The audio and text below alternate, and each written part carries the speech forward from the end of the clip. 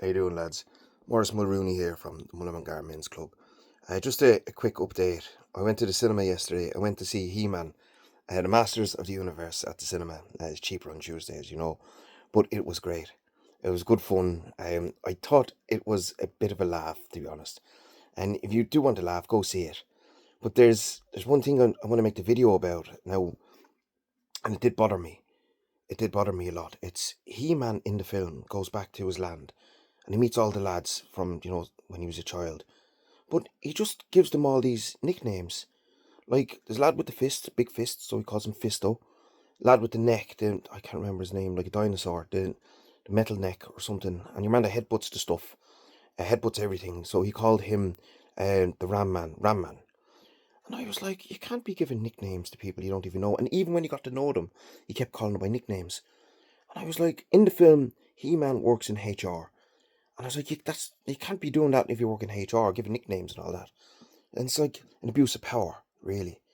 Because a lot of you know this, and a lot of you don't. And I'll go from the beginning. But when I was in school, we went to a Christian Brothers school, right? Christian Brothers, all boys. And in our last year for the exams for the junior cert, we had to get a new teacher because Jack, his wife or something, fell down the stairs. She became a paraplegic or something, so we had to go like mind her or something like that. So we got a new substitute teacher.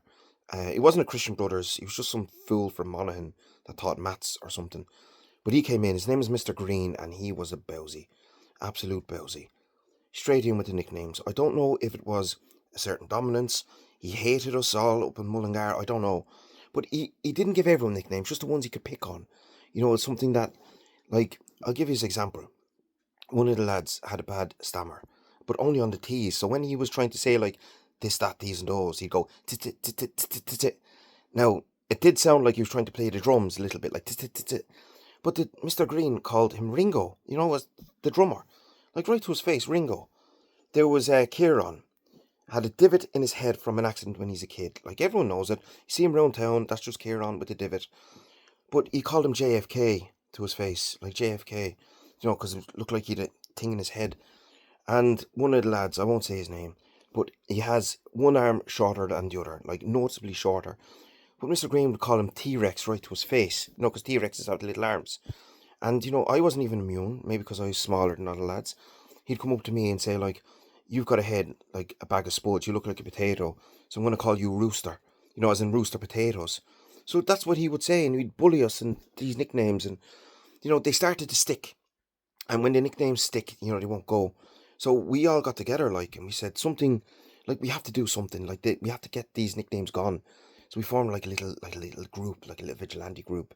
So there was a match on the Wednesday with the seniors, this in the 5th and 6th years. So we knew he was going to be there. So we said, right, what we'll do is go to your dad's shed, get the tools, and we got the balaclavas as well, and we'll do something. So lo and behold, the next day after the match, we seen Mr. Green walk into the car park on his own, walk into his car.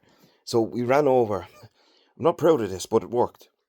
We grabbed him, we wrestled him to the ground, right? We held him down, and JFK had a lump hammer, right? You know what a lump hammer is if you don't Google it. And we didn't kneecap him, but we gave him like a tap on the ankle, like an ankle tap, but there's no malice in it, just like a tap like that. And we says to him, like, here, listen, ye, the nicknames stop now, or we're going to do the same to the other ankle, and you don't want the other ankle.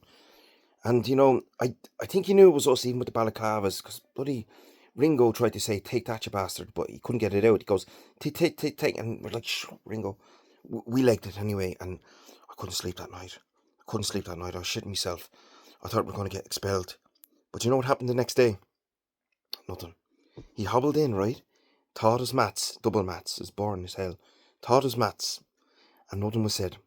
There was no nickname said for the rest of the year. Nothing was said. We didn't get expelled or anything like that. He failed us all at maths, though. I think we failed the junior cert, and I think that was the ultimate revenge. You hit my ankle, I'll teach you all shit maths, and then you're all going to fail. That's the real power. But we got away with it. But the moral of the story is you can't let bullies win, even if they're like, people in positions of power, like teachers or He-Man. You just, you know, you have to see to these bullies, lads. See them out.